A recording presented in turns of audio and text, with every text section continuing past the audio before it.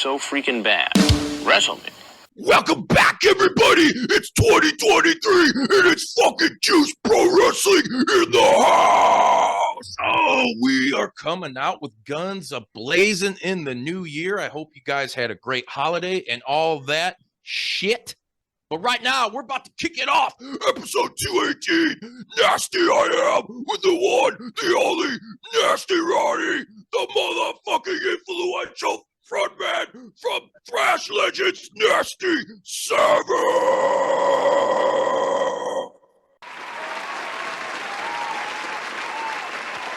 Oh my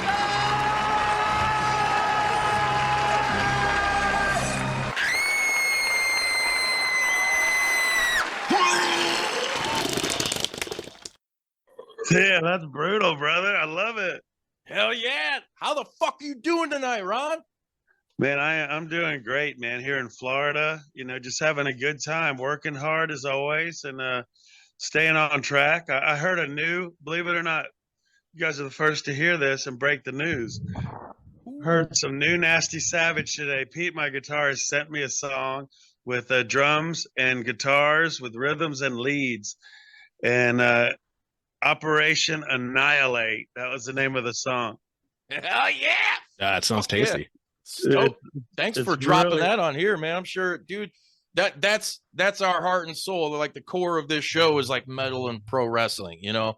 And a couple years ago, I know I talked to you on the phone a few days ago, and I told you about a gentleman by the name of Tony Weinbender, who runs Fest Wrestling down in Gainesville, Florida, was putting together a show. And I remember when we were talking, he's like, dude, you got to fucking get Nasty Ronnie on. I'm like, holy shit. Like, I knew you guys, but I didn't know anything about like your wrestling history. And it blew my fucking mind because, and this is just, we're going to fucking dive really fucking hard into the deep end right now. You are pretty much the first fucking like true. And when I say true metal, I ain't talking about like, you know, whatever they're trying to pass off as fucking metal nowadays, you know, yeah.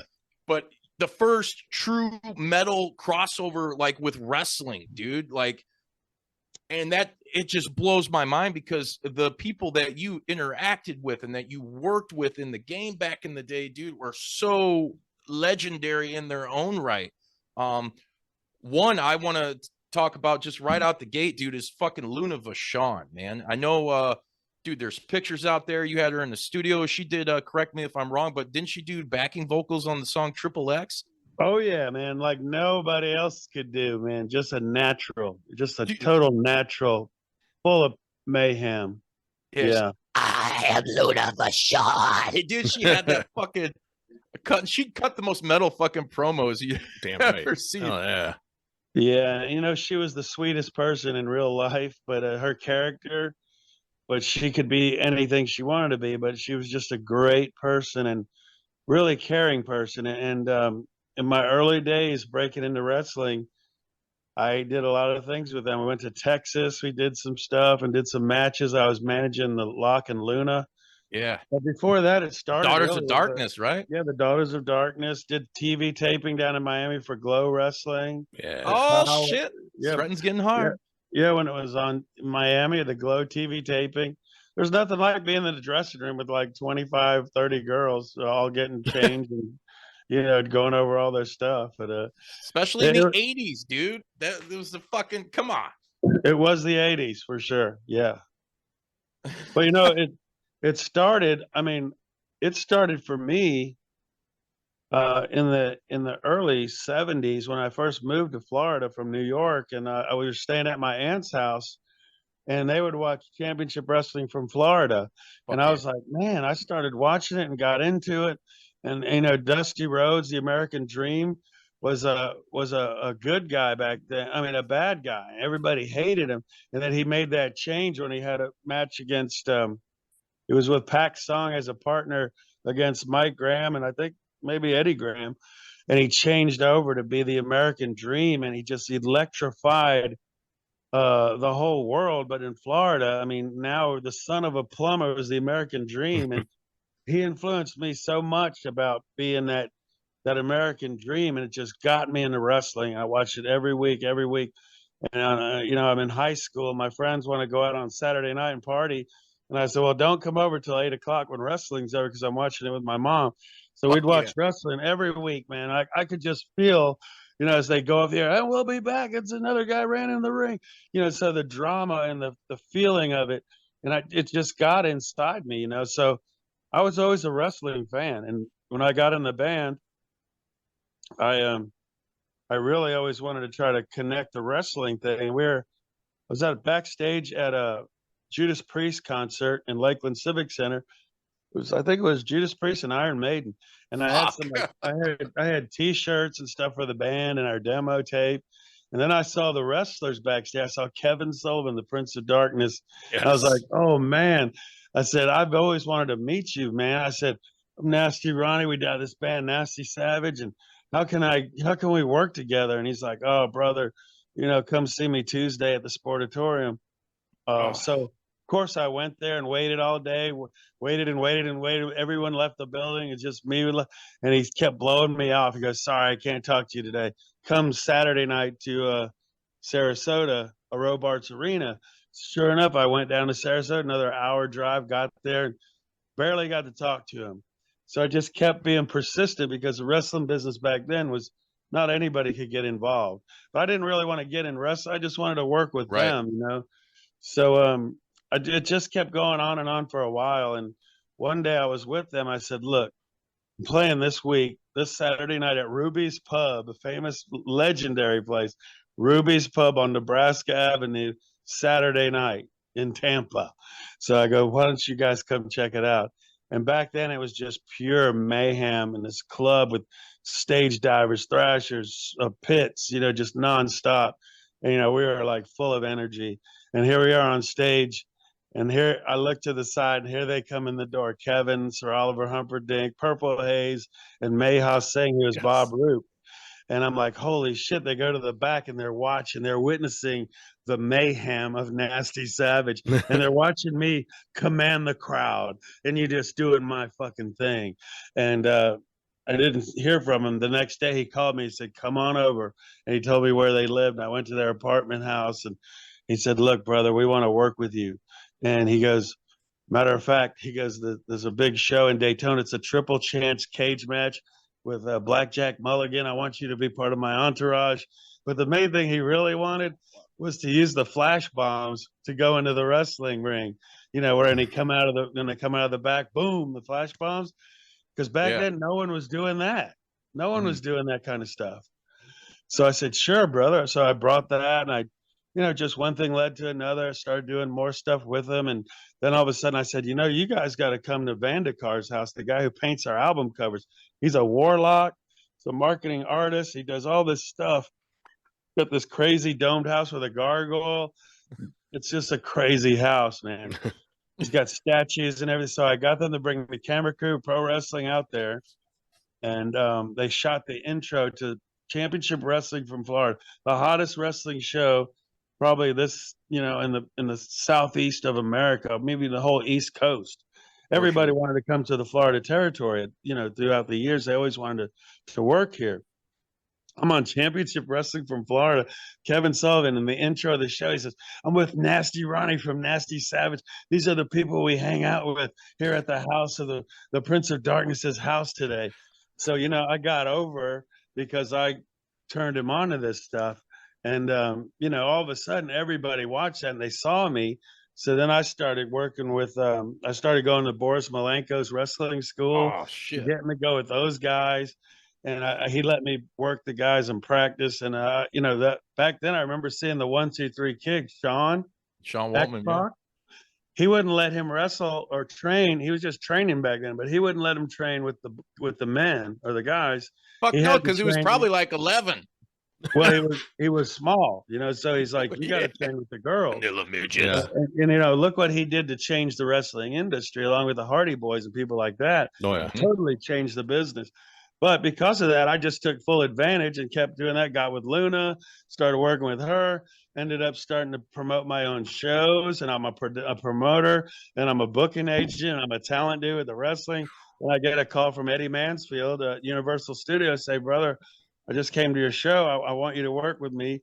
and produce IWF Wrestling at Universal Studios. Meantime, Yeah. I'm still doing Nasty Savage. Got to be around the 90s, and for 2 or 3 years, I co-produced over 200 episodes of the IWF Wrestling in Universal Studios.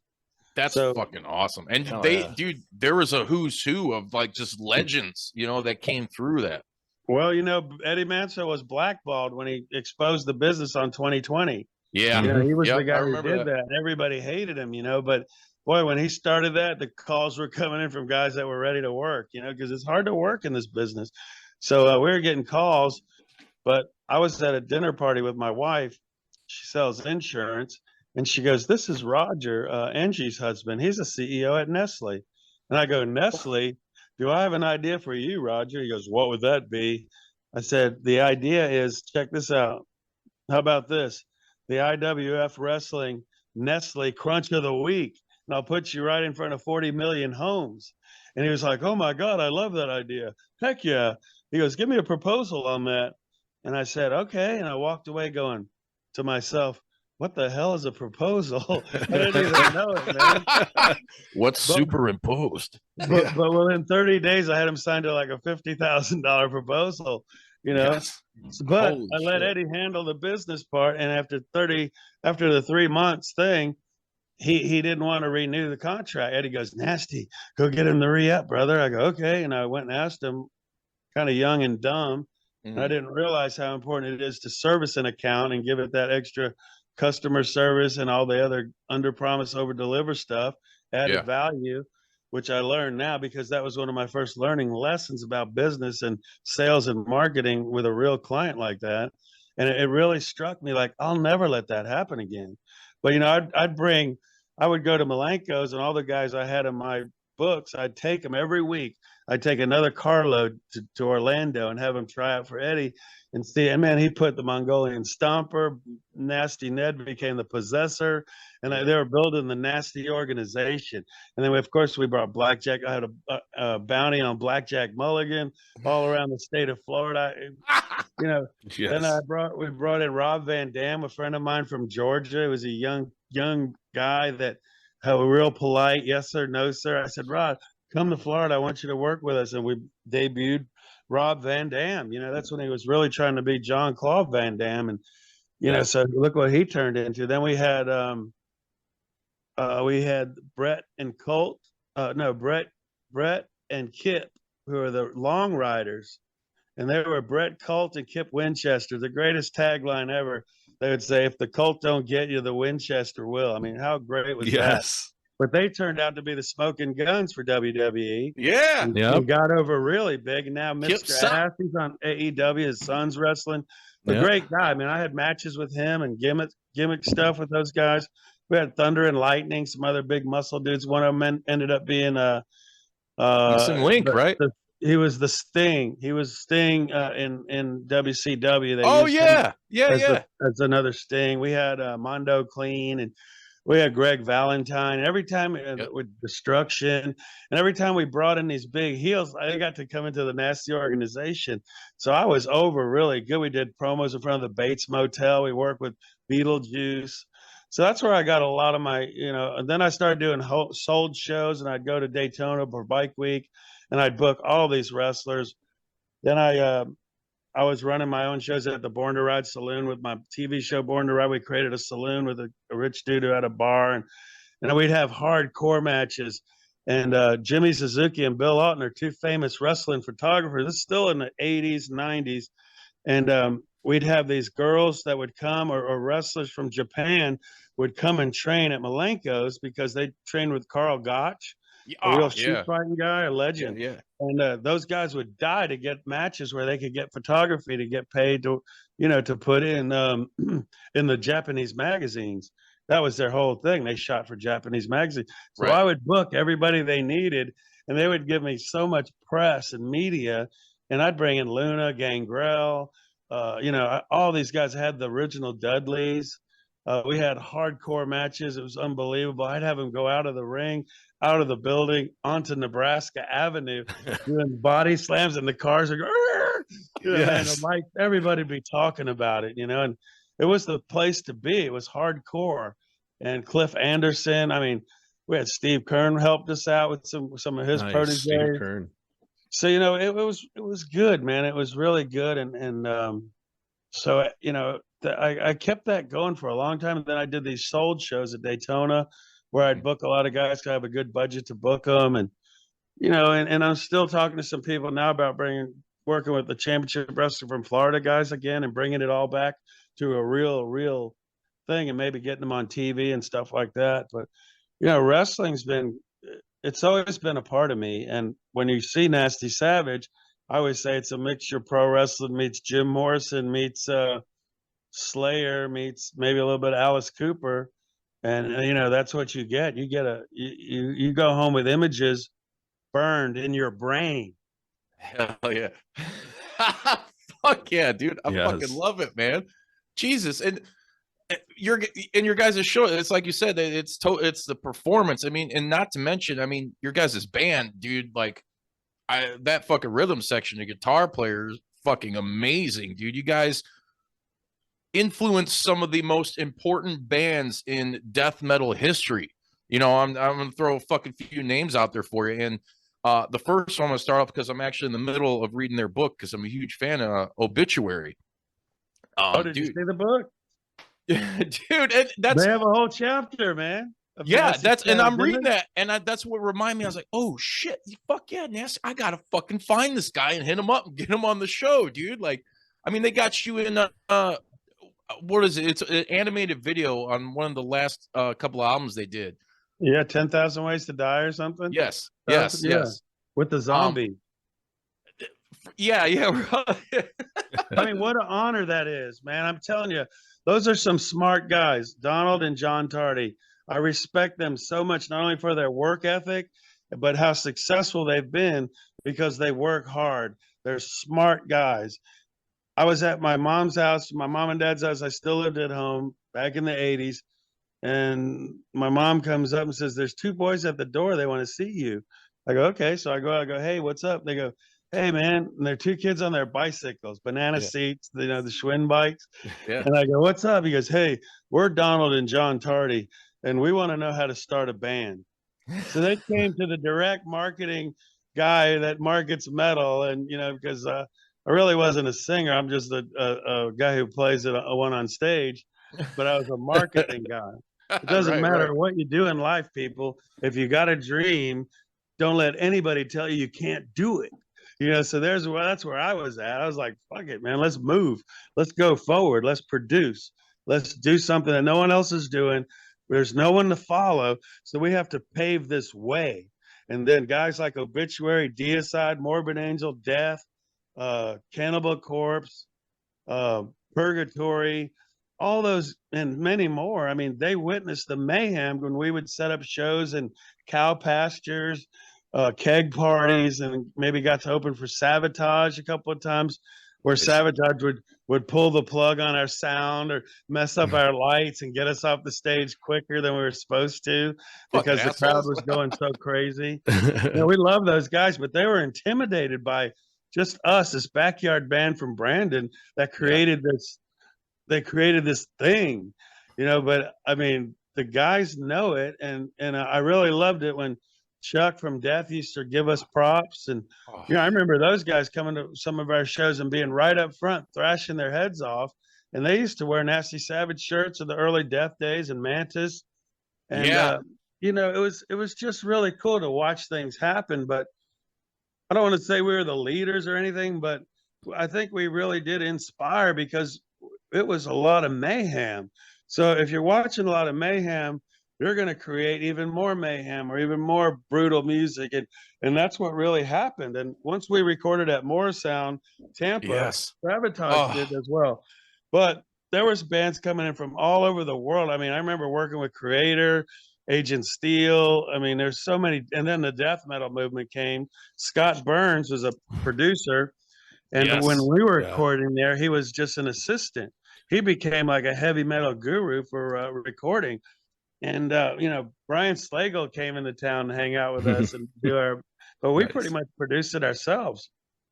And, you look back at those days and I mean, we created some pretty cool stuff. And, we just kept doing it, and we still haven't stopped. We're still playing. Like I said, we got a new song today that I just heard for the first time, and I'm excited about it. I really am.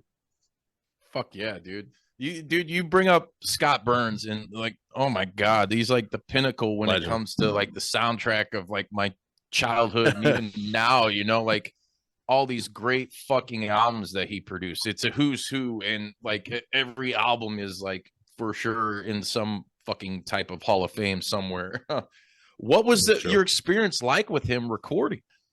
Well, like I said, he was, I don't want to say this, but he was like the do boy then. Really? He was a young boy, huh? He would We run could and use get a young boy. coffee, or he'd run and get, the new tapes, because it was reel-to-reel tapes and stuff. And, Yeah. he worked his ass off. He was a great student because he had Jim Morris and what's his name? Jim Morris and his brother. The Morris brothers were unbelievable editors and producers, and Scott learned from them. That's why Scott became so good, because he was smart enough to learn from the best. And I had never really got to work with him as far as being the producer. He was always just an assistant. We always worked with Jim Morris, the owner, and but Scott went on to just, that's what happened. The whole scene evolved like that.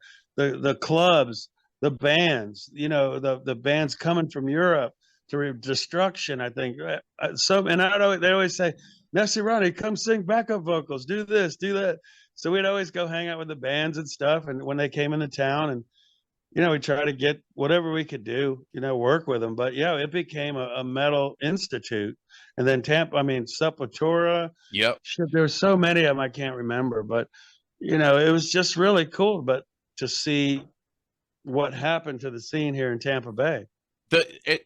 In my opinion, probably a lot of people, especially metal historians and whatnot, excuse me, probably the most important period in death metal, or those years and those albums and what you guys were doing. And like I said, here's Nasty Savage, like fucking spearheading this shit and just giving the inspirato to all these bands that, a lot of these guys are still going on nowadays and killing it and still putting out great fucking albums. It's just, I can't imagine being in that time. I have like this vision of like what it's even smelled and tasted like back then. Like I'll never come close to real thing because I wasn't there, but dude, it's so important to me and to all of us. And I know to Bodie as well, like that period for metal, dude, and those albums and those bands, like, well, I tell you what, they all did it on their own. I take no credit for any of that, because the guys were just, it was the next level, the next step, that next wave of generation of what, and you had Possessed, you had bands like that you had Suicidal Tendencies, Slayer, Metallica at the time. So that was the West Coast. So the East Coast, we had Anthrax, so now it became this death metal stuff, and Celtic Frost, and then it's the new wave British heavy metal. That's what really got me going, is new wave British. But then the death metal of Venom, what they did, it inspired, go back to Black Sabbath, of course, but I think Venom at the time, and what we were doing and what was happening in California, the guys here, they knew nothing but to make it brutal, and look at guys like Obituary, and when we lost Fred, was our first bass player, and then Dezo was our bass player, and I think it was maybe the second bass player. We had tryouts, and I'd never go to the tryouts because I'd let the guys decide who they want to jam with, and whoever they wanted to jam with, it was fine with me, because it didn't matter, because I knew they were not playing an instrument. I didn't need the ego shit. I said, man, whatever you guys do, I'll go along with, and I didn't want to get in the way. And then I didn't know it, but Glenn Benton tried out for Nasty Savage to be out. Get the fuck out of here, dude. Every time I see him, he goes, "You fucker." He goes, "I tried out for you fuckers, and you didn't take me." Like, damn, Glenn, I didn't know it was you. Oh man, maybe you wouldn't have burned the thing in your forehead. Exactly. Right down cross. Right. But Glenn rides a Harley, and I always see him at flea markets, because he collects knives and daggers and shit. And there's this killer flea market called Webster Flea Market. I run into him almost every time I go there. And I always wanted to do I do Born to Ride magazine and a TV show. So I always wanted to do like a feature with him, like a biker that rides, and him going, I just love the feeling of the freedom of the air and wind blowing through my hair. Just something real corny like that, make him do it. Oh yeah. But no, he's a really cool dude, man. And we almost went on a tour with them, but there was just no money in it. I was like, are you fucking crazy? We're not doing that. Dude, you want to yeah. take showers at rest areas and shit like that and sleep in a car. Like, dude, we're not doing 80 shows across America like that. Yeah. I can't at my age. I feel you, dude. I just turned 40 and I don't want to play the next town over. Right. We interrupt this wonderful episode for a short word from our shoot sponsors. Check out Slowpoke Toys to see an ever-expanding collection of toys and collectibles. Treat yourself and get something for you. Need to get a gift for a special somebody, a buddy, a friend, a loved one, a coworker? It doesn't matter. Visit slowpoketoys.com, the manufacturer of toys and collectibles you never knew you needed.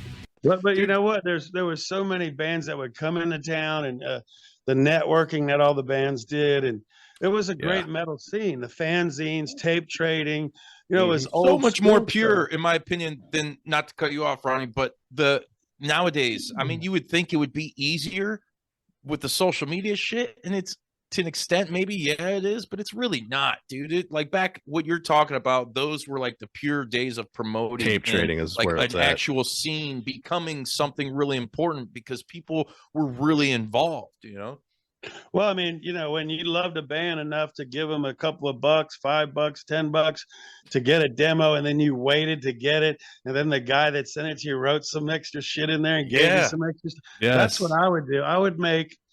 We sold over 3,500 demos, and I was a marketing guy with that. And I remember just starting out, I would send them everywhere.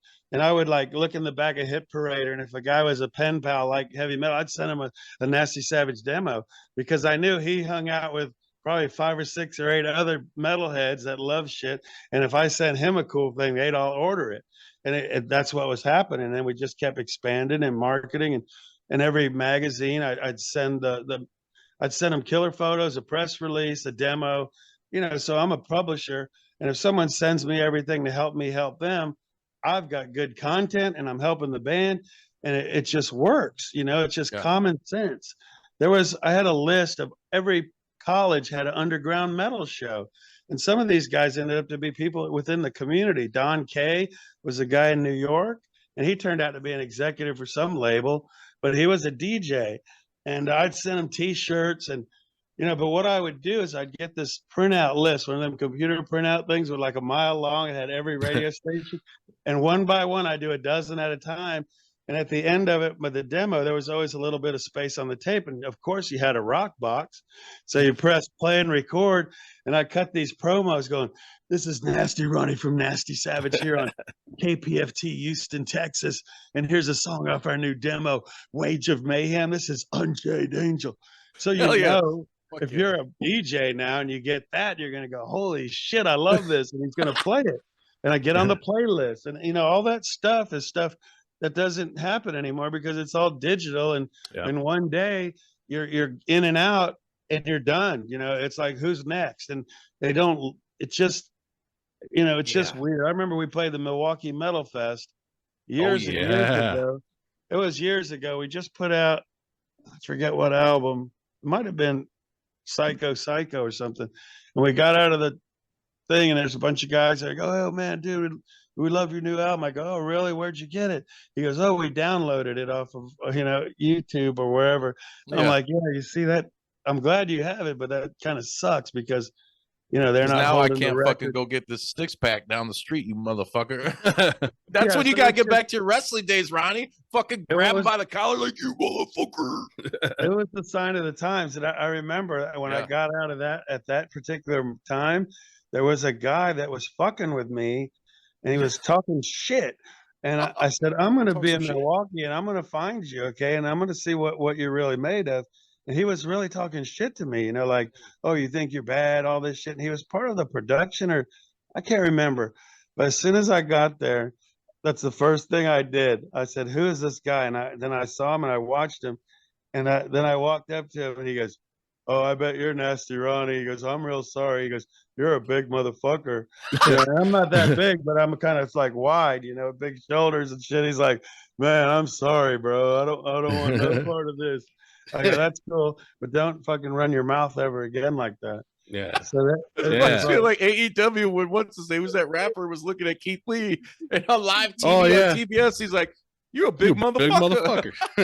Yeah, man, because I was like, I don't care if he was bigger than me or not. I was gonna make a spectacle out of the guy.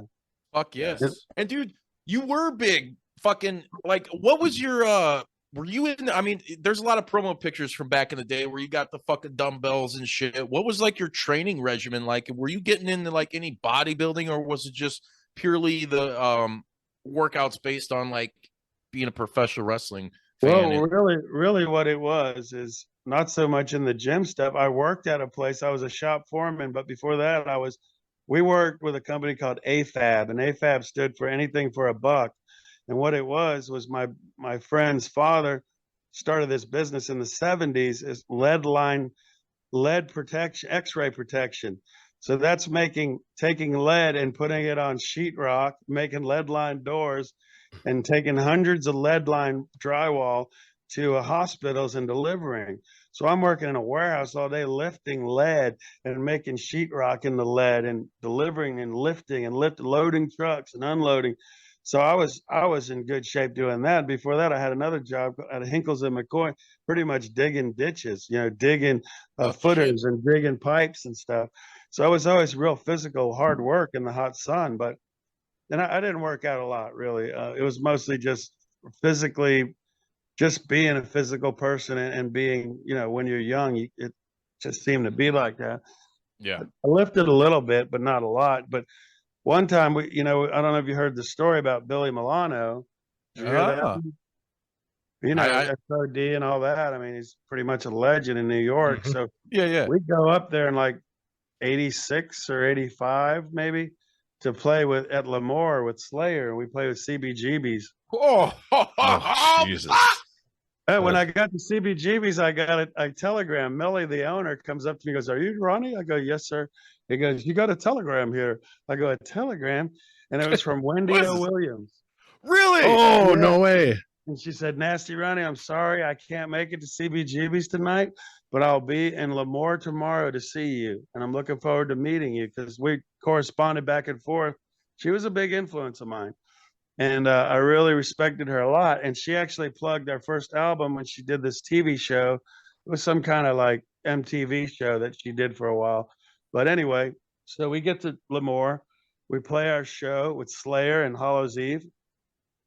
And Slayer was just unbelievably brutal, man. Oh, So God, after our show, I've got glass on me and I'm all messed up.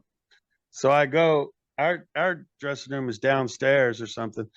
So and it didn't have a shower. So I go in the Slayer's dressing room. I said, "Hey man, you think I could take?" "No." "I think I could take a shower." He goes, "Oh hell no, man! No one takes showers in our dressing room." I'm like, "Really, really?" Who is this? "Yeah, Carrie King?" really." Yeah, it was Carrie, and it was. I think I don't know. It was Carrie, and maybe one of their road guys. So I said, "That's cool. That's cool." So when they went on stage, I went right in their dressing room, took a shower, and then Wendy O. Williams comes in, and then we're hanging out in the dressing room together. And I guess time went by. Next thing you know, Slayer's done with their show, and they come in their dressing room. I'm still in there in a towel, talking to Wendy O. Williams, and they're going, "Wendy O. Williams, oh my God!" She's going, "I'm here to see Nasty Ronnie," and then we walked on out. So it was pretty cool. So, but after that, I became really good friends with Tom Araya, a really good guy. Awesome. But so Metal Forces was a big fanzine at the time from England, and they happened to say I had a story one month, a feature, then the next month they were doing one on Billy Milano. They asked him, they go, "Hey man, this and that," and he said something about somehow my name came up, and he goes, "Oh, that Nasty Ronnie, he's a phony." Said he smashed a fake TV at Lemoore and all this shit. And it was all juiced up. I'm like, oh my. And then he goes, and I can kick his ass in 10 seconds.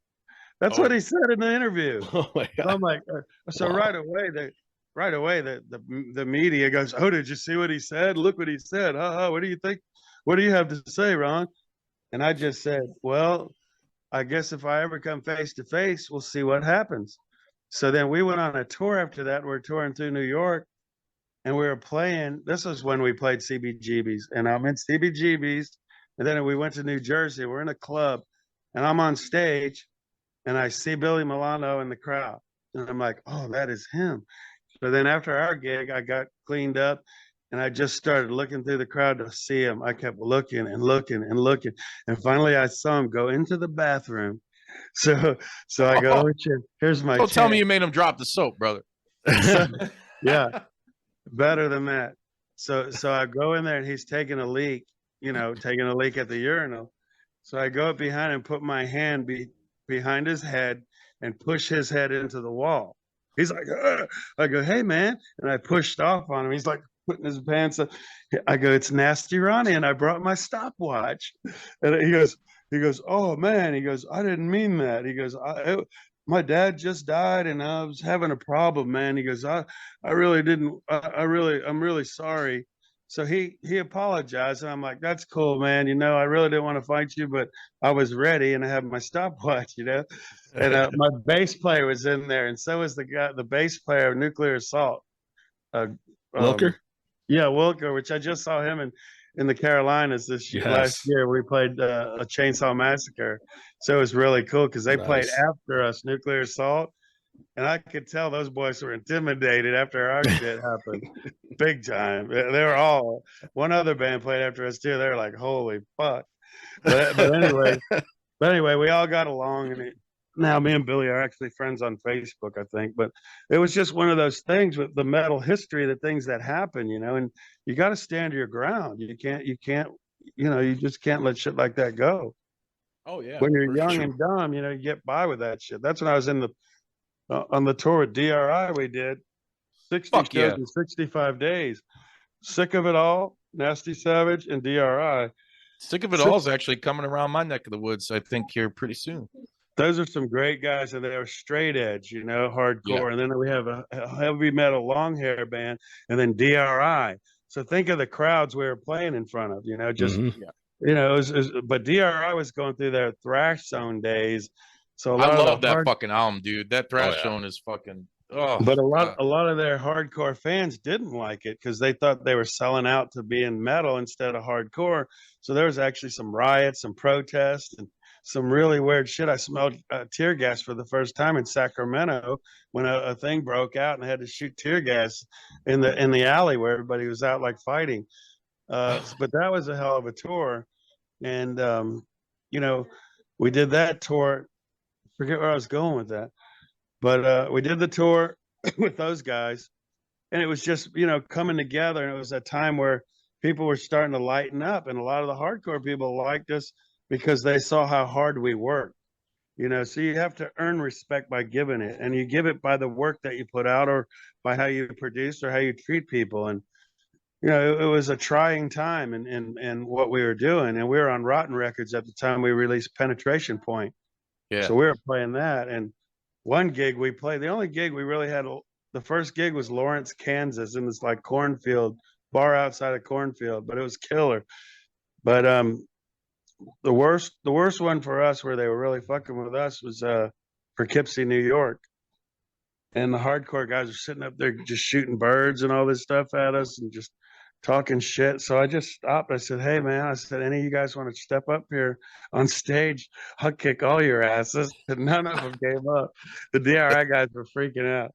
I would just sit there, jump up in the air, fucking land on my back and jump up like a fucking freak. And I just freak them out. There's a video of it somewhere. But that was but we sold the most merchandise of the whole tour at that gig too. But so you just never know. But it's been a long journey, and as you get older, you want to refine what you do even more in the wrestling business too, cutting the right promos, having the best matches, creating heat with a lot of these young wrestlers today, man. They don't know the psychology of wrestling. they don't work slow. They work too fast. They do high spots getting into the ring rather than saving it for your finish. Blown up like the Warrior, man. I mean, it's crazy. I mean, some of these guys have a lot of looks and they got talent, but they don't know how to work. Yeah. And you know, they're never going to go anywhere. It's a spot fest but the trick I think in modern pro wrestling is if you can do that spot fest and tell a great story. And I may catch flack from this because, you know, there's a bunch of smart marks out there. Dude, I think the Young Bucks and Kenny Omega have been, contrary to what people may believe or not believe, have been the ones to do that, to blend that for this newer generation. Because yes, are they spot fucking guys? Yes, but dude, they're telling stories and they're leaving Easter eggs in the matches and in the promos, and it all like just comes together, you know, like. But there is a lot of fucking young men and women out there that just, you know, they want to go. Well, I mean, those guys they're pros. I mean, they know what they're doing. I'm talking about the younger guys in the wrestling schools that are coming up, and you know, some will look like $1 million, and you know, there's a lot of competition in the wrestling business. The cream will rise to the top, and it depends. The cream always rise to the top. Yeah. Yeah, man, for sure. We work with Macho Man. I've had all those guys on Born to Ride. You here in Florida? Oh, man. Dude. That's you awesome. sent me that picture, and it's you in the middle of Hogan and Savage. What fucking more do you want? That's crazy. They were cutting promos for Born to Ride, man. I swear to God, it was so killer, the stuff that we used to do, and all the wrestlers I got. I've managed so many wrestlers in my day, but there's a lot of good wrestlers. I really like Roman Reigns and what they've created. Those guys are. Man, he's got a real bloodline with Hoffa and his dad and The Rock and everybody. I mean, I think he could go for a long time and be a champion. He just looks great. He's from Tampa. Yeah, but all goes back to the High Chief too, man. Yep. Oh yeah, you know, and they're doing some great stuff, and I think they're blowing away everybody. And as long as they keep them on the show, it stays interesting. And you know, they got these, I'm watching it right now, actually, and Austin Theory. God damn it, Ronnie! You watching Raw? You're supposed to be cutting an interview. Yeah, it's right. It just happened to be on, but no Monday Night Football. So, nope. But anyway, and Gomer Pyle doesn't come on until about 5 more minutes. You know, being a heel. Surprise! Surprise! Surprise! being a heel in wrestling, I had inspiration, and some of my inspiration would come from odd areas. One of my inspirations was Sergeant Carter on Gomer Pyle. He's the best heel in the world. You know, I mean, you talk about a heel character. Yeah, Sergeant Carter is great, but the better one than Sergeant Carter is Milton Drysdale on the Beverly Hillbillies. The best heel ever. Yes. Oh my God! And then I would get inspiration from some of those outfits that Jethro used to wear. And man, he used to be a movie producer and shit. I'd take my wife and said, "Look, can you make me that? Make me the jacket like that." And man, I would freak people out. I was the fashion player of the IWF, you know, and I was full blown suits all the time. And if you're going to be a manager, you better look like one. You better act like one. Yeah. You better be a businessman. And it's just a matter of. But this guy Austin Theory, you know who I'm talking about, right? Yep. He worked for me probably about 4 or 5 years ago in Georgia. I had a match at the Angel City Motorcycle Rally. I was working with Ron Nemi and some other guys, and they booked this kid. And as soon as I saw him, I said, "Man, this kid's got some potential." And they already knew he was on his way. But look where he went. He did it. He was a good kid back then. And I've seen a lot of people, you know, go up to where they're going. What do you think of MJF? Who's that now? MJF in AEW. He's the current. That guy. Yeah, he's over big time with himself, and he is a great heel, and he's a great worker. I mean, I would, you know, sometimes the AEW booking is kind of stagnated, and they hold guys down. You put that guy in the WWE, and I love Chris Jericho. I work with Chris Jericho. He was on our Psycho album. He's a friend of ours. He helped the band Siren do this big thing and do a movie that they did getting the band back together.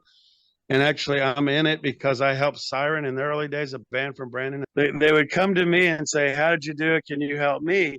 And instead of me saying, "Oh man, I'm not going to help anybody," I would be more than helpful. So I would give like Ed from Siren, I would give him 10 pages of addresses that you'd have to write to and send your demos to. So I'm like, here's the game plan, or here's the blueprint. All you have to do is your part, and you're from Tampa Bay and Brandon. They're going to give you respect, and you're going to get some media. So that's what I would do, and I'd see if they were good enough to do the work, and they were, and they got a lot of press and media and stuff. But so anyway, they go to do this thing with Chris Jericho. He's producing this band. He's producing this documentary. It's called Getting the Band Back Together or something, and it's on YouTube everywhere now. But they went to Europe and filmed all this stuff. But when they were filming, they asked me and David from Nasty Savage to come because they wanted us to be a part of it. So if you watch it, they came and filmed us live in concert. And one scene, I'm smashing a guitar over my head, and I put powder in it too, so when it hit, it went. Poof. Yes. There you go. Yes. Gimmick the gimmick. I got to shout out my boy real quick, Ronnie. Back in high school, like 98, 99, my boy JR did the same shit. He spray painted an old classical guitar that our friend had because he was playing Jeff Jarrett. It was like Spirit Week, so we had an assembly. Yeah. And they were doing a wrestling fucking show. He filled it with baby powder, and he got fucking knocked the fuck out. For real, dude. My boy blasted him. Them shit's hurt, man. Sting, and he had Eddie Guerrero in a fucking Scorpion Deathlock, and my buddy comes out as Jeff Jarrett, and it's on our YouTube page, man. Just whap. And when he goes down, he's like, "I was out, man. I had no idea. This has fucking school assembly." Yeah. Yeah. So I mean, that's what I did. So we're on the documentary, and there you go.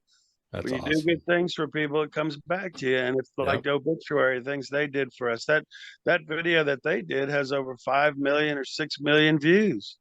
Yeah. You know, and it really pays homage to Nasty Savage. And they put us in their book. You know, so you know that's led to a bunch of new metalheads that never heard or never knew who the hell we were.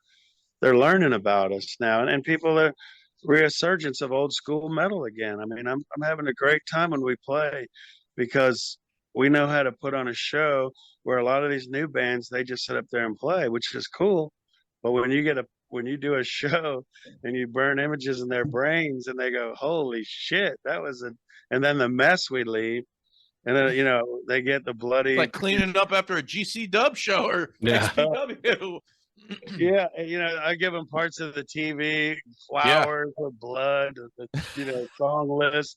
You know, it's a full blown thing, and that's what really homing in now is even more of a connection with the fans.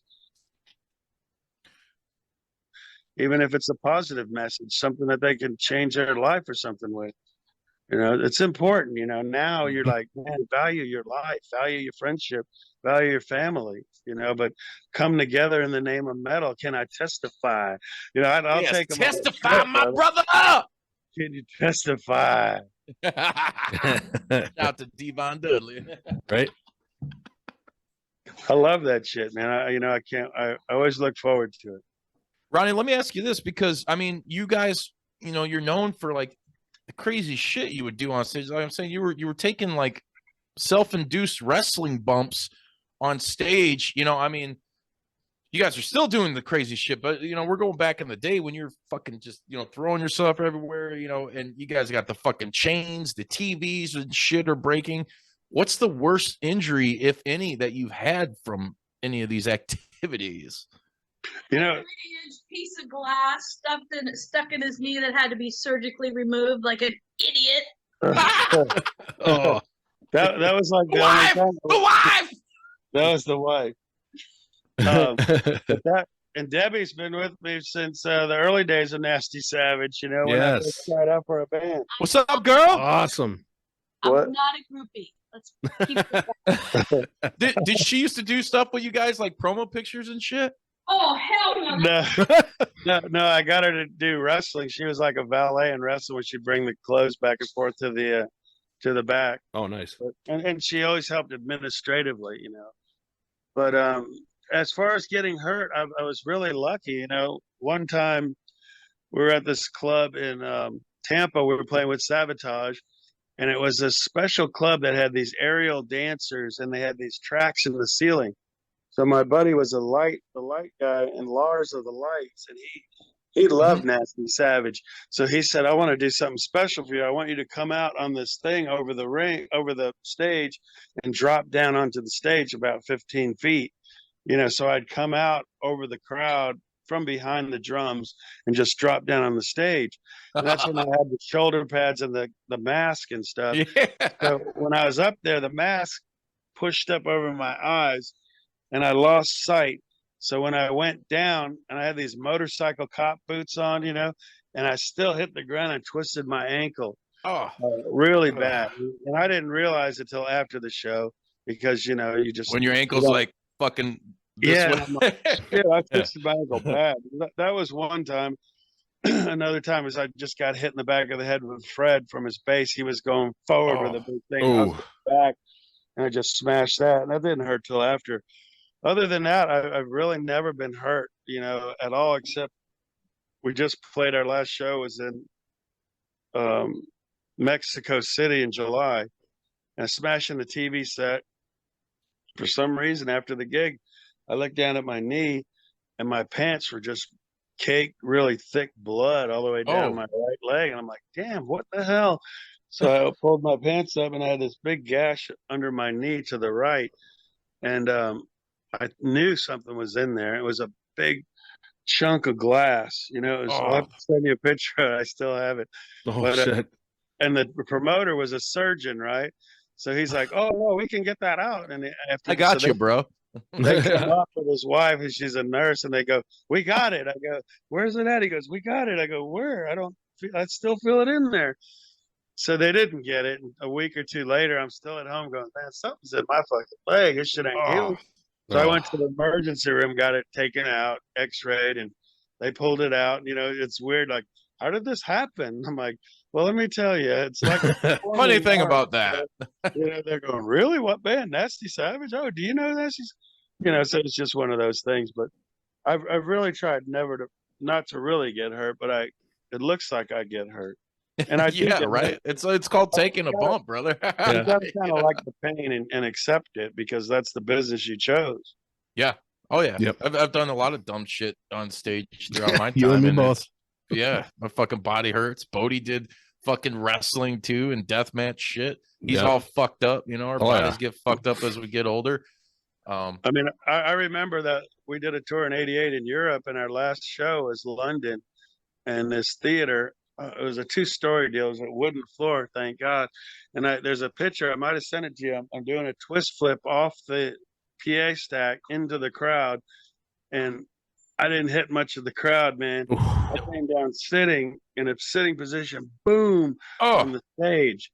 And I thought I broke my back, and I still remember sitting in the airplane just going, man, I am so sore.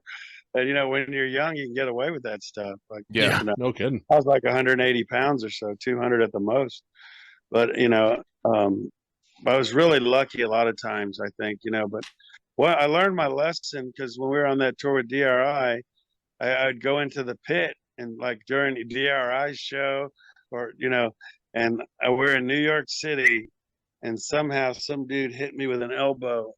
And I think they knew who I was or something. He picked me out, but I got hit right under the eye or over the eye, just like almost got knocked out, but blood was coming down my eye. And I went into the bathroom and I was like, holy shit. And then after that, I stopped doing that. Just like, man, because there's always a quicker draw than you, a faster gun, gunslingers. And there's always a faster guy. And dude, I got knocked down. I just saw Deicide recently. Excuse me. They played the Legion album in Chicago a few months back, and I went and checked that out. And I was like on the outskirts of the pit, but I kind of got sucked in. I was drinking my beer, and I just finished it, and all of a sudden, I don't even know what happened. I was fucking drunk. I ain't gonna lie.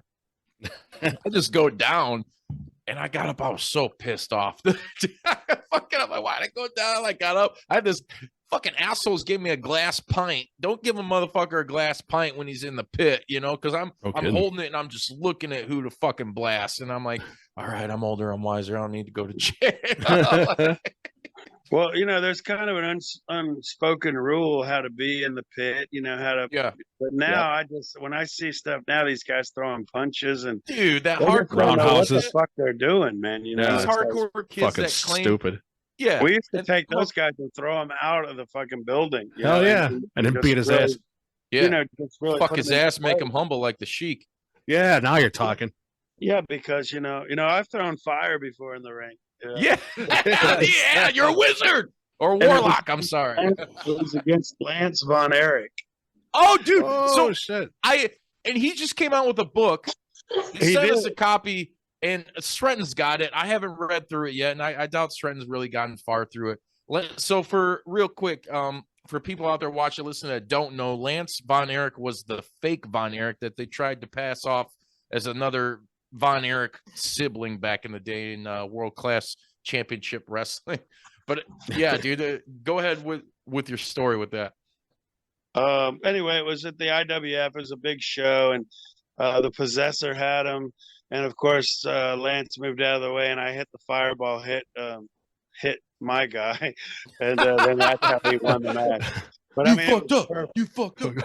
I knew exactly where the camera was. So when I was a profile, that flame was so good and hit his face. So boom, it was just awesome. And that's, you're working with flash paper there, and you don't want it to get wet, and you're conscious. You don't want of it to be what Hogan you're Warrior WCW Halloween Havoc.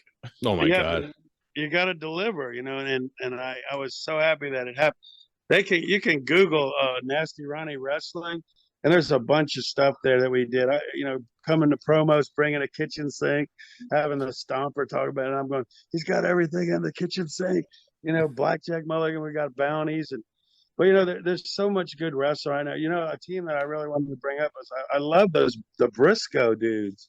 Yes. Yeah. I hate Yes. their name. I mean, they should just get rid of the Briscoes because it's such a wrestling name.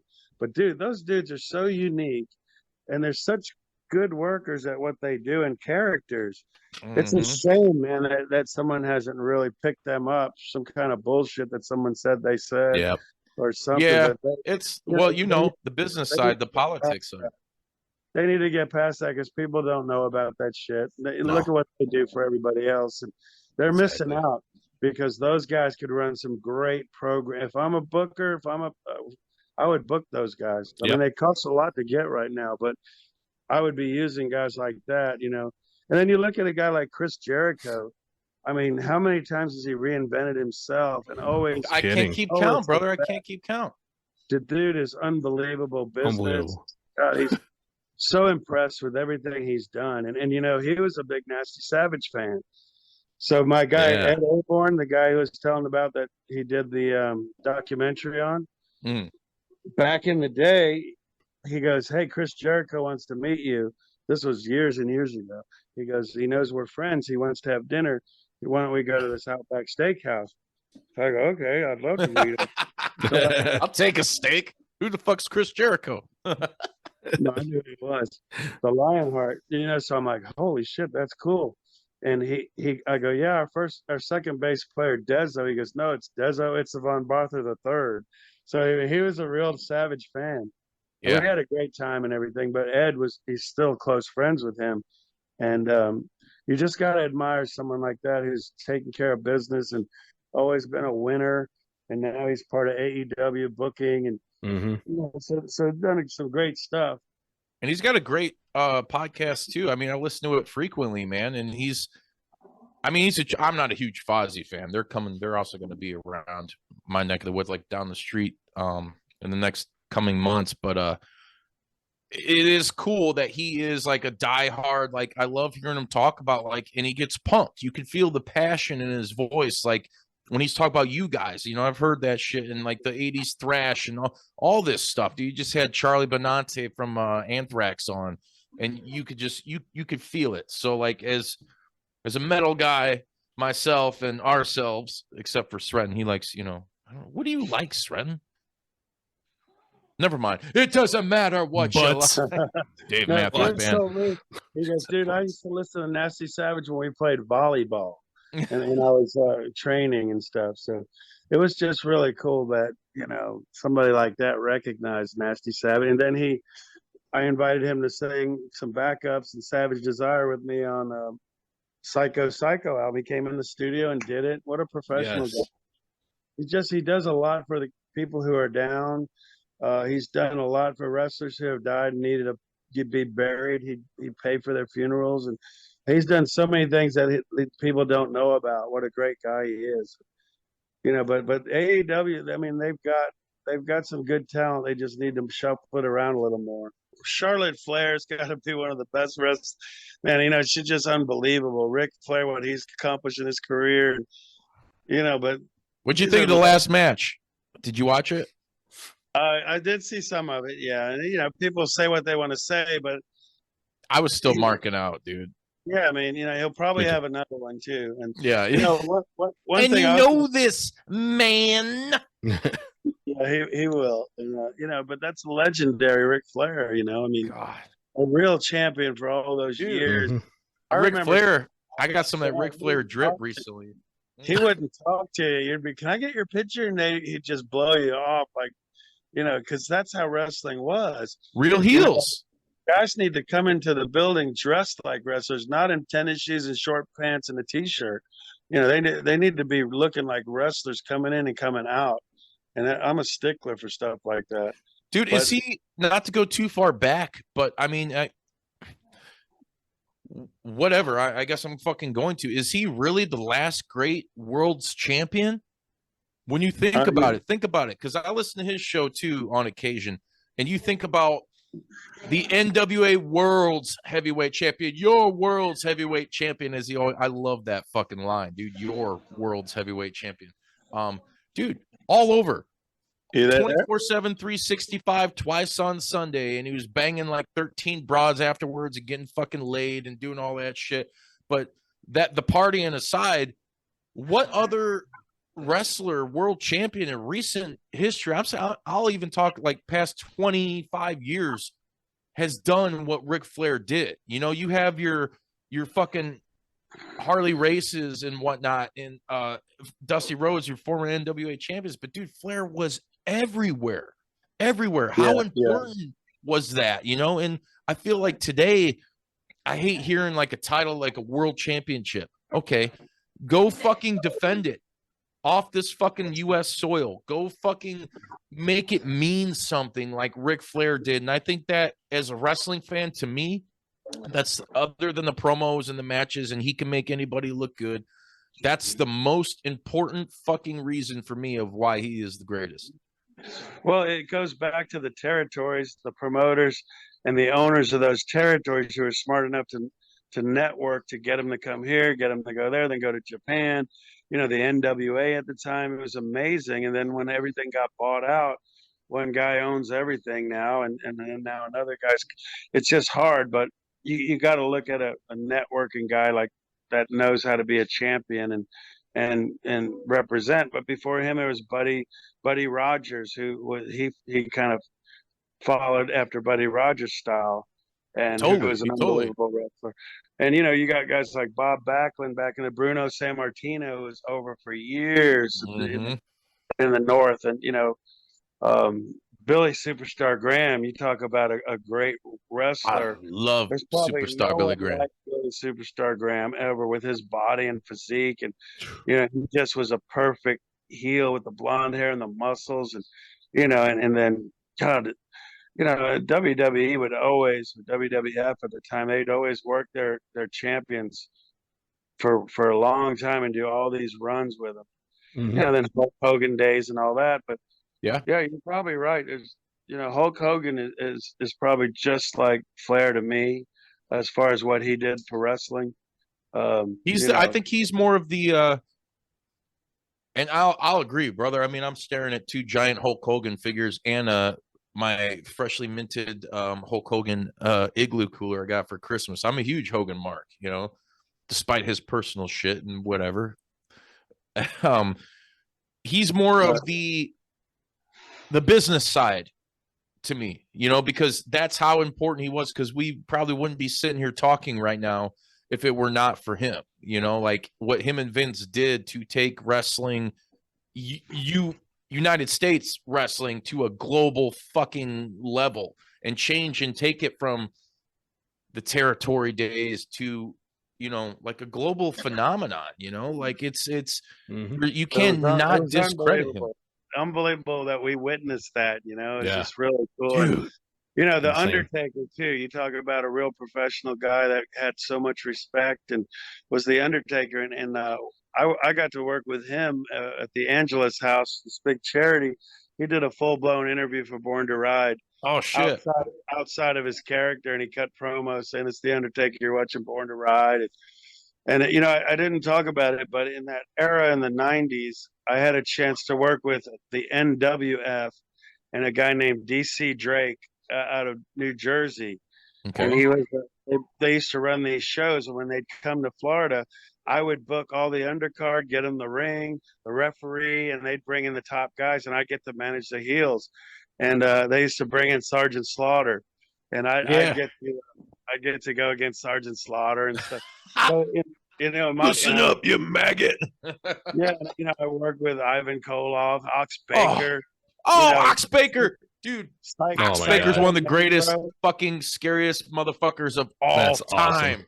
One of the greatest, man. And you know, those are the kind of guys we don't see anymore. But you know, Yeah. Cyclone Negro, I've managed him before, Oh shit. and a ton of others. But you know, to be able to work with guys like that and be able to just, you know, say you did, but you delivered that night what you had to do because your ass is on the line.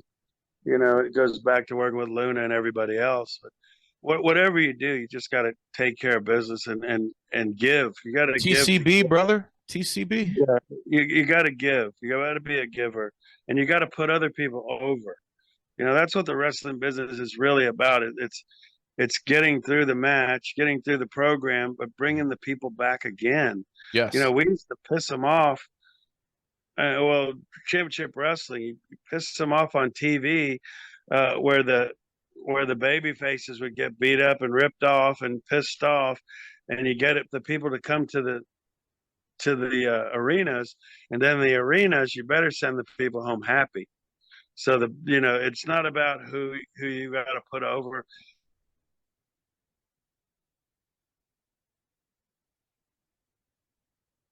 We lost you again. I don't know if you could hear us. You got to get your baby faces over. Oops, sorry. Oh, we're back Go ahead. on. Yep. So what I was saying about the psychology of wrestling is another thing these new promoters don't know is you got to get your talent over right, and you got to bring the guys back. You don't kill off your good talent, and the heels can take a loss to put your baby faces over, and that's what we would do is you know, build up characters, build up your talent, but they got to get themselves over. And Yeah. you got to get yourself over in anything you do in life, on stage, on ring. Get yourself over. A booker's going to give you an opportunity. A promoter's going to give you an opportunity. Take it. What are you gonna do with it? How I look at it is in the old days, we might have said this on the phone the other day, but Johnny Cash and Little Richard, Elvis sometimes would all be on the same stage, one Yeah. after another. They'd own that stage. And so when you have that stage, own it. Like Jerry Lee would go off the stage and burn his guitar down and look at Little Richard and go, stop that. You know, now what's Little Richard going to do? Yep. So when you have that opportunity, take it and make it, and you know, do the best you can, because the next guy behind you is going to take it. For sure, brother. Got that right. That's my psychology, is just to do that. You know, every time, own it. Oh, that fucking shit. We interrupt this wonderful episode for a short word from our shoot sponsors. Check out Slowpoke Toys to see an ever-expanding collection of toys and collectibles. Treat yourself and get something for you. Need to get a gift for a special somebody, a buddy, a friend, a loved one, a coworker? It doesn't matter. Visit slowpoketoys.com, the manufacturer of toys and collectibles you never knew you needed. Ronnie, I got a question for you. Okay. Back, you know, when you're fucking doing the Nasty Savage back in the day, like I'm talking like the heyday of it, like the thrall of the '80s and shit, and you're playing with bands like Slayer and, you know, Obituary's coming around, and and whatnot. Who, if anybody that was aware that you were involved in the wrestling scene, were any of these bands like fans of that shit? A lot of people were just so much into what they were doing. They really, it didn't seem like it, you know. It was like a foreign thing back then. They're like, Really? because not many people were doing it. Like maybe the Misfits or some of those. But I kind of mean, guys. the Misfits didn't really jump into it until like the mid to late 90s, though. That's why I'm saying, like at the top of the show, like, dude, you're like the first real crossover, like wrestling metal crossover, and like super legit too, because you weren't just working with fucking jabrones, you know. I mean, Yeah, man, I was with the Prince of Darkness, man. He took me to the 13 steps of the 13th pyramid. He fed me the beetle nut, man, and I was tied to the tree of woe. I mean, I had the golden spike almost driven in my head. yes. Somehow I didn't have that happen, but he passed that on to me, you know, and it's like you got to live it, man, to feel it, you know. And that was a big deal too during the 80s, the whole satanic panic fucking deal, and you have he was Kevin the Sullivan best. doing that. He had Florida on fire, man. I mean, that's why I didn't even care about meeting Iron Maiden or Judas Priest when I saw he was there. I was like, oh my God, man. Here, I gave him the T-shirts I had for the bands. Yeah. And it, you know, it's just like, did destiny happen, or is it a crossroads? Was it meant to be? Now, You how know, was Kevin on the music though? Was he actually jamming the fucking music? they were just into the entertainment factor, and because he was the mastermind of booking and talent. I remember a time I was at his place and I heard him talking to King Curtis, and you know, that's a big time guy in Hawaii. You know, King Curtis was Mayhem, and he was just talking about booking programs with these different wrestlers coming to a town and who he's going to do. And I just was amazed on, you know, his thinking process and planning process and forward thinking. And I was like, man, this is incredible. I'm in on hearing all this shit. You know, it's like, Man. wow, it was incredible. Nancy was there at the How was time. that? What was she like? I mean, that's, dude, her story, you know, we all know how it fucking unfortunately ended, man. It was so tragic. But she was just as kind as could be, and she was right there for Kevin all the time, and she was just really nice. And you know, we always had a good time together. You know, everybody was, it's the best of times when you're with people like that. You know, that's because they're busy and they're going and going and going to the next show, traveling. So when you could be a part of their lives and part of their programs, you really have to value that kind of stuff. And it's in anything, especially during your time, because you, like you said, dude, like, brother, I'm afforded, and we've been afforded the opportunity to be backstage at some of what they call nowadays like the super indies, where guys like the Briscoes are performing, and you name it, like Brian Cage and all these big names. And I just go backstage because I'm cool with, you know, we've had a shot to Steven Warrior Wrestling and Mikey Black Label. We've had all these guys on, and it's like, it's just a super cool thing to be able to walk backstage and then talk and network, like you said, network with these guys, talk to them. Then next thing you know, we got Moose on after he just won the Impact World title, or PCO on when he's Ring of Honor champion.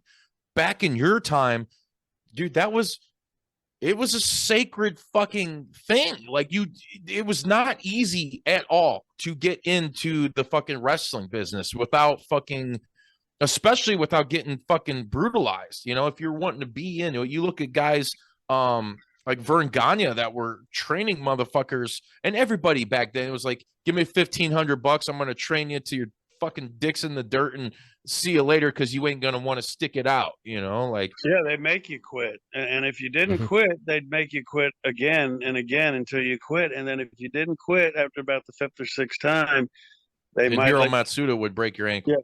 Yeah, they might let you get in the ring, and that's before you got in the ring. And then you're damn sure not going to touch the ropes or climb the ropes for a long time. And yeah, it's pretty sacred. But to me, to be around Boris Malenko, fuck, dude, Dean Malenko, and wow, you know, fucking legend upon legend upon legend. And you know, there's an unsung hero. His name is Bob Cook. And I mean, if you ever watched WCW back in the day, he put all the guys over. But he was a mighty Yankee for a while with a hood, and I managed those guys for a while. The Mighty Yankees. There, he throws one of the best punches. You could Google Bob Cook or just look him up on Facebook. Man, I tell you what, Flair, all of the guys, all those guys, respected Bob Cook. He's one of the best workers. He's a Malenko student.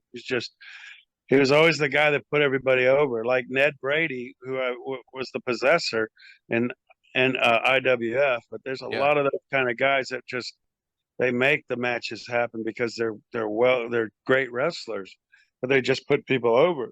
And like Denny Brown was another guy I used to manage, and I had him working for us. He was the junior heavyweight champion of the NWA for a long time. Just great, real wrestlers, and it's such an honor to be able to work with these guys. And when you're backstage, like you said, look at how hard these guys work. Yeah. Then they get in the ring and they pull off these unbelievable matches, and they have to remember what all these spots. And I could never do it. I've watched Jay White and Sam Adonis go over their match backstage, and I'm like, motherfucker. I mean, I know I'm a little bit stoned and whatever, but I could, even sober, I couldn't. How do you do that? And the guys, especially guys like Randy Savage, who were meticulous, writing out sheets of like, this is what we're gonna do, brother. Yeah, like it's unbelievable. There's no one like a professional wrestler. I mean, uncommon to the bone. I mean, these guys are just literally machines, and you got to respect them more than any other athlete, because people say it's fake or whatever. It's not fake, man. It's real as can be. 100%. I might have to bleep you on that one for dropping the F-bomb on our show, Ronnie. What? Fake? Quit. It doesn't mean you can keep doing it. Yeah, but it's not fake, brother. They'll prove it to you every time, because anybody who thinks that really doesn't know what the hell they're talking about. Yeah, ask Haku. The talent of a wrestler, a guy that gets it. Like Bob Cook would tell me, "Oh, I'm about to watch wrestle Ric Flair on TV, WCW." He just said, "We'll call it in the ring. Don't worry about it." They're not talking. Flair about used to always do that. And it's like, it's just unbelievable how talented these guys are. And for every 100 that are trying to be, just a few make it. And they got their opportunity. What are they going to do with it? And it's an unbelievable profession. And you got to just respect these guys for what these ladder matches, the hardcore matches, just straight out wrestling matches, what's that guy, Pac? Oh yeah, Pac is the shit. Sredden's a big Pac fan too. Those guys are just unbelievable, man. Yeah. That Triangle, the best of 7 series. Have you been watching that in AEW? Yeah, I've been seeing some of that, and I don't like the 3-man matches. It's just too much bullshit. I really like 1-on-1 and 2-on-2, but they get into 3s and 4s, it just gets diluted to me. But when it's just, those guys are high spots on top of high spots, but they can do it and pull it off because they're just unnatural talents that are just unbelievable. It's just unbelievable talent, and people are watching this before their eyes. It's just unbelievable the talent of the wrestling world has. And then speaking of that, how much of a shock is it for you to come from that old school, especially being involved in it? Because you always hear a lot of the older cats are like, do this, do that. How much of is it a culture shock for you to see like how evolved like the athleticism is in some of these performers nowadays? It's just it's a progression, and you just have to do nothing but respect the work rate. But how is the longevity like Sabu? All the shit Sabu did, he's not wrestling now, and he's still probably pretty young, compared to he could still have been wrestling more, because he just brutalized his body so much. So it's like Cactus the old timers. Yeah, Cactus Jack, people like that, how long you just got to be smart and take care of yourself if you want to maintain the business. And I think the respect factor goes to how you treat your body, how you treat yourself, the fans, the people, your other wrestlers. Do you have heat in the dressing room? Are you a team player? Are you a giver? Like you don't want to hurt people in the ring and have a reputation and to not sell. You know, you really got to be a giver in the wrestling business to get somewhere, because it's a small circle and you could screw yourself really, really easily and be blackballed. And Especially in today's society with cancel culture and shit. well, for Come on. sure, you know, you got to watch out for everything now. And, you know, the arena rats and all that stuff. And there's people trying to get at you. You The know, you just Rizzats. gotta be smart. But I respect the work rate of these guys, unbelievable. Like the guys you're talking about earlier, like Dolph Ziggler. Man, that guy is just unbelievable worker. You know, What about you his don't have, brother, the Hollywood hunk? you know, and another guy I was going to tell you about was a big influence on me with Kevin Sullivan days was Sir Oliver Humperdinck. Yes, dude. Oh. When I seen those pictures too, I'm like, man, talk about a fucking throwback, dude. And I love that dude, man. I love his fucking name and everything he did. Like, yes, please. Well, think about it. He managed the Hollywood Blondes out in California, and Yep. you know, he's just a great wrestling mind. And him and Kevin together, you know, just it was a great team because he was a smart man and very knowledgeable of the business. And you never heard anybody say anything bad about Sir Oliver Humperdinck, but he was a bona fide ball buster and you know, a real deal guy. Yeah. And being a manager, I always looked up to him and respected him as one of my inspirations. Some of my other ones though were like the Grand Wizard when he managed the you know, the Sheik back in the old days. Yes, yes. See, Is that how used you to learn how to collect throw a wrestling. fucking fireball, Ronnie? Well, yeah, you know, I was always inspired by it, and I always like the pictures where you could see him with a lighter in his hand, actually, in the wrestling magazines, and they'd print those pictures by accident, I think. Yeah. But Damn it, Bill you know, Apter. Bill Apter, man, what a legend guy, you know. And what I would do is, there was a kid at my school, and he had a bunch of old wrestling magazines. So we'd go over to his house, and I'd meticulously buy every one that he had. Sooner or later, I'd search his whole house to find piles more, and we'd get ones back from the '60s and '70s. Oh And my I God. would come home and just look through I would study every picture. I knew every wrestler, and then I ordered back issues. Fuck And yeah. I was a student of the game. You know, I really loved it. I actually used to draw my own wrestling comic books, my comics of wrestlers and stuff, and it was just it was so I just loved it. And the wrestling magazines were great, you know, because it was like, you know, the Wrestler, Inside Wrestler, my two favorites, Yes. of course. Yeah. I had a subscription, and you know that's where you saw the Billy Superstar Graham and everybody. You just learned about the wrestlers. And All over Japan, fucking, and a lot of the guys, you know, me being up in Chicagoland, like you get to see. My favorite was inheriting. That's the great thing about those magazines too. You always inherited them, like from like an older sibling, or you know, like in your situation, like I'm gonna fucking take all these or buy them from you. But seeing all the fucking dudes in just like the smoke-filled arenas, the old pictures, the big fucking hairy guys that look like they rip your fucking throat out, like there was just something about that, you know, that like that's burned into my fucking brain. That yeah, sticks. and you know Bobby Heenan and those guys. But you know what? God, I love Bobby Ron Heenan. Rowski, you know the Valiants. But you know what really Yeah. sold the magazines? What's that? What really sold those magazines were the Blood? blood pictures. The blood. Yes. Juice. I mean, they blood. You know, the juice, like you guys are juicing, and you know, it was just that was what sold those magazines, and some of the most iconic photographs. And Bobby Heenan and all those guys were just juice, man. Yeah. And, you know, Dusty Rhodes, and damn it, I mean, that's what I love to do on stage, man. You know, because if a thumb in the eye, never say die.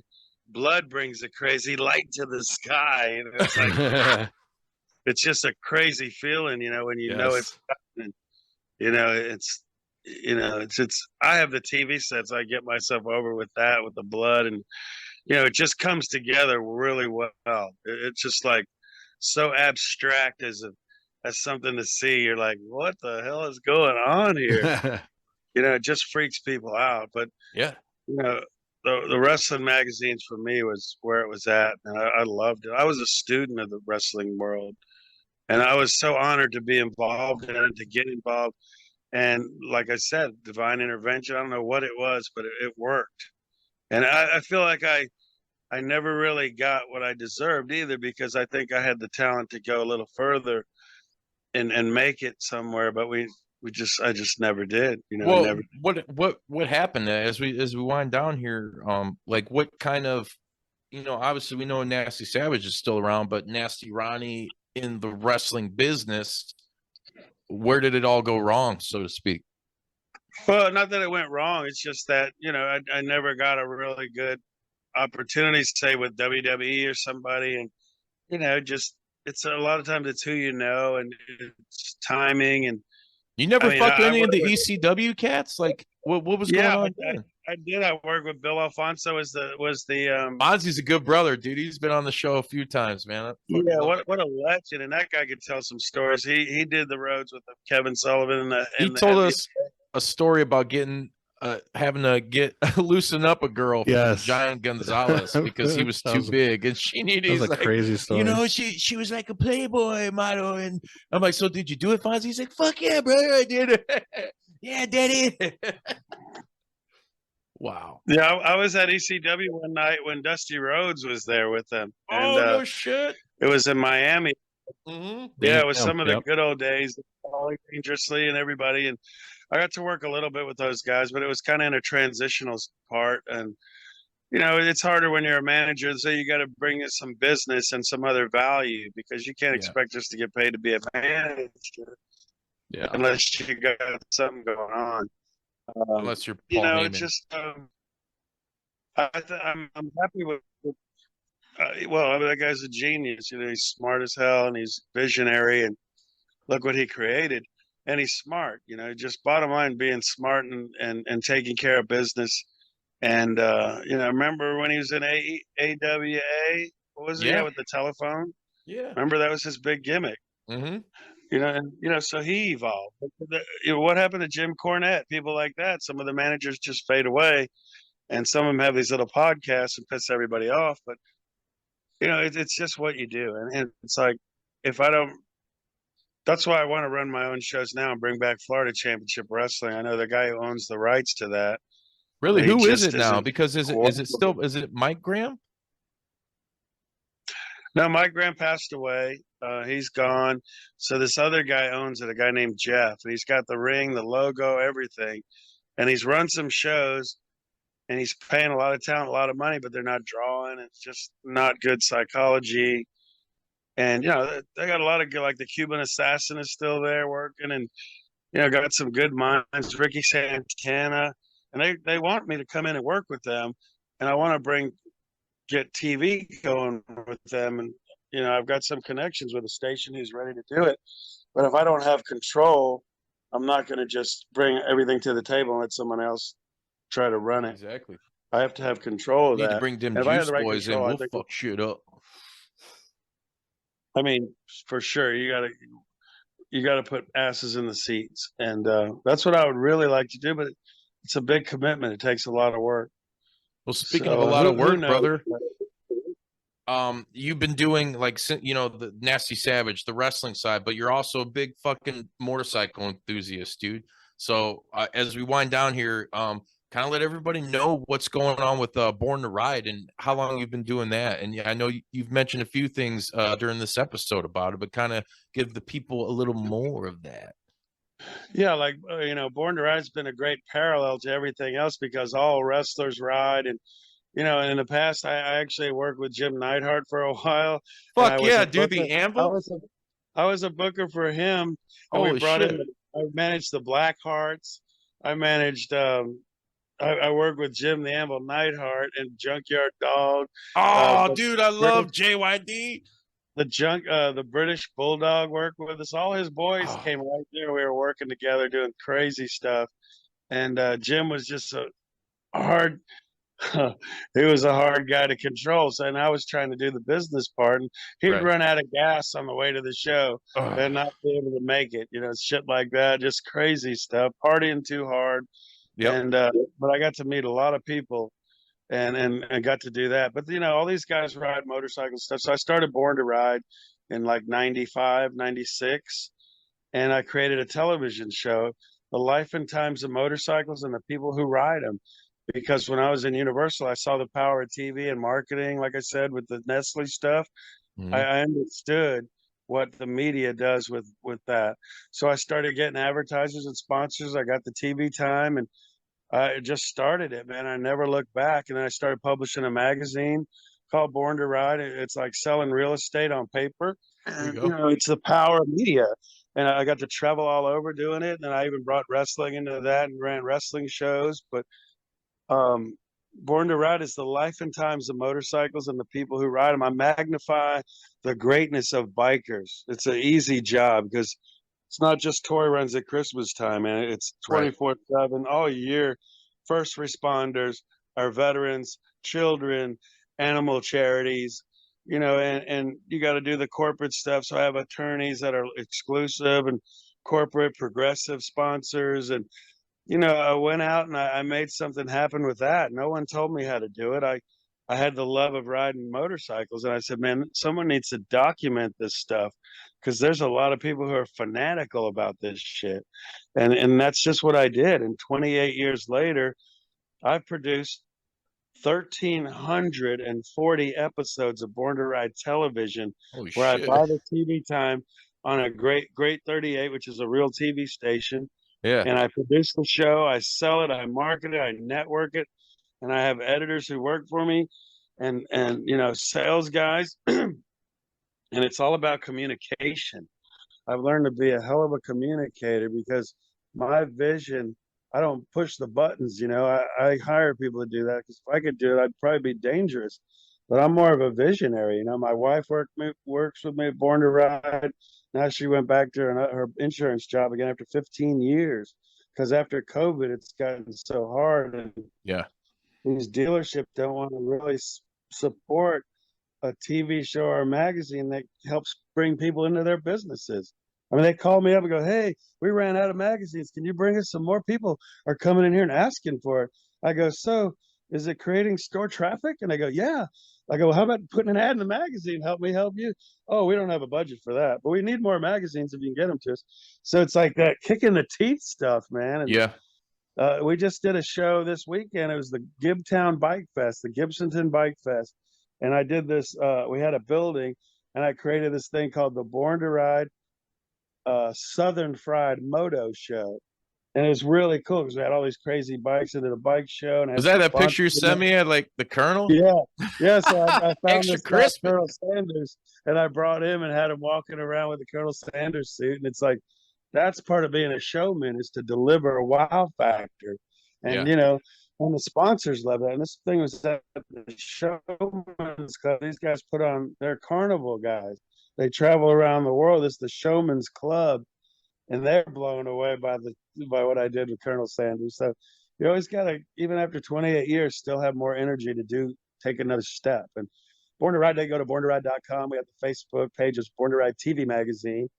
We have the merchandise. We do, we have all the other stuff, Twitter or whatever, Facebook. What's the other one? Instagram. And we have Instagram, TikTok. photographers. Yeah, all that bullshit. But the biker community is great. It's all about travel, adventure. But if I Yeah. could make someone laugh, I could make them cry. Man, I got them right there, And it's put the widow on the set. We need dirty laundry. You got to tell this. I'm a storyteller, and it's not about me. So I turn the tables and make it about them, the biker community. They're the stars, and when you do that, magic happens. I mean, their passion is unbelievable. Blue collar to white collar. You got women make up more than a third of the market. No shit. You got African American, Asian, Latinos. It's the fastest growing thing going. It's not going to die. It's like rock and roll. It'll never die. That's right. So, I just enjoy doing it, but I've been doing it so long, I'm kind of getting burnt out on it. So, I have booths in antique malls. I'm like American Pickers. I do all that kind of stuff. I was doing it today. Got some killer stuff, man. And I'm always buying and selling stuff. So I'm always active. And I put ads for my collectibles in my media. And then people call me and say, I have this, I have that. Anytime I go to a bike rally, Saturday morning, I'm up early. I'm out seeing what's out there. So I have a lot of fun doing it. Fuck yeah, bro. And it sounds, I And mean, Born to Ride, like I said, go to borntoride.com. You can see more about that, and it's got some history on Born to Ride. And we just met some of the greatest people that I've ever met in my life. My kids grew up in the biker world, you know, and my son's 20 now, my daughter's 21. They were in the baby carriages, and we were taking them to the biker rallies because we didn't want to have a babysitter. They wanted, right. but you know what? They learned some of the greatest lessons in life. They learned take the shirt off your back to give it to someone else who needs it more, the last dollar in your pocket. Or they also saw the respect that people give their parents for what we do and what we deliver and how we help others. And they've learned some real things on life. And you know, that's why they can have conversations with people. You know, they're not sitting on their cell phones and just, you know, they're active in the community, and they're entrepreneurs as well. You know, it's really important, I think, to show your kids who you really are if you're proud of what you do. Yeah, And there's we've no done doubt. that. You know, I totally fucking agree with my that, son's brother. selling solar now. He's selling solar. He's knocking on doors. He's a valet as well at the Hard Rock, and he meets all kinds of people and drives all kinds of wild cars and makes good money.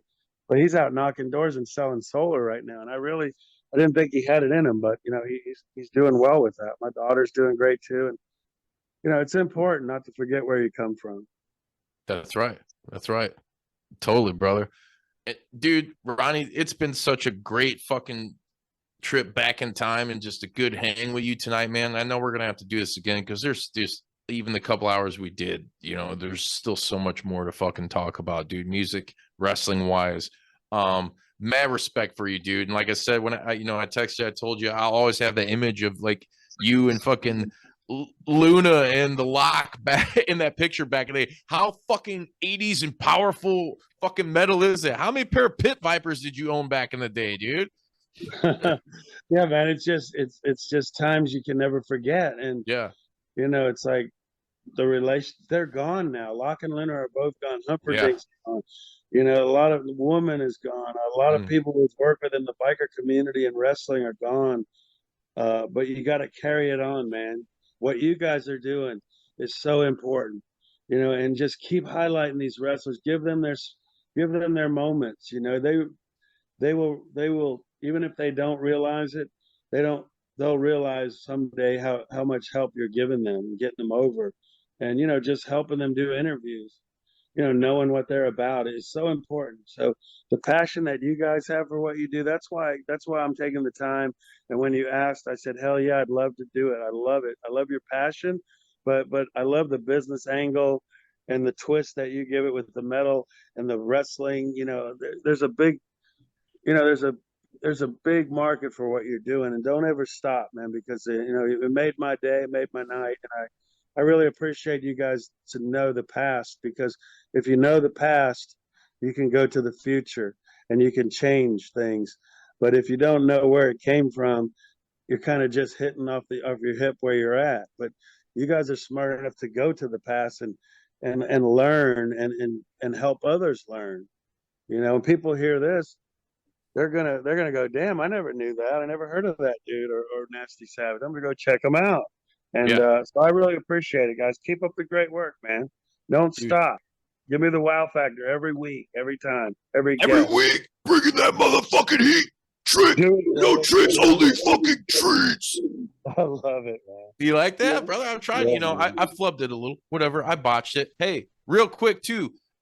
Nasty Savage, where can people fucking buy merch? Where can they get some music? Yeah, good question. I mean, we have nastysavage.com. A lot of stuff is on that. Spotify has all the songs mostly because we don't own it. Other people do. Yeah. But the new stuff we'll own. They could go to our Facebook page, which is Nasty Savage Wage of Mayhem, and that's our current Facebook page. And that's pretty much it. But man, you know what? If you want us to come out and play, you got a concert, a bike rally, I mean, a wrestling metal fest. We're there, man. You just get in touch with us. You can get in touch with us if you know somebody who wants to do something. you can give them my number, or have them contact us. But we're still playing. We're still putting out music, and I'm 61 now. I just turned 61. Still smashing. Still TV. having fun. Hell So, yeah. it's not about your age. It's about where it's at in your brain and your Yep. heart, people. So don't let anybody tell you can't do something. And we're out there, Nasty Savage, man. Once you see us, you'll probably never forget it. And we just love to be with our fans and love to say hello when we see you. Fuck yeah. Couldn't have said it better myself. Wow. What a fucking great first episode of 2023. Once again, Nasty Ronnie, I'm Nasty Savage. Thank you so fucking much. And until we meet again, follow us on all social media, Facebook, Instagram, Twitter, fucking TikTok, YouTube at jpdub.com. Like, subscribe, share. You're watching right now. Leave some fucking comments. Check out fucking Nasty Savage. Check out borderride.com because it's the right fucking thing to do. I hope you enjoyed this fucking titillating episode. Juice Pro Wrestling 218. Nasty I am. Yeah, and wet we are. Until next time. Who are you? Wet 'em up. Wet 'em up. ProWrestlingTees.com/jpdubtees. You thought Buy the shirt. God, I did. There you go.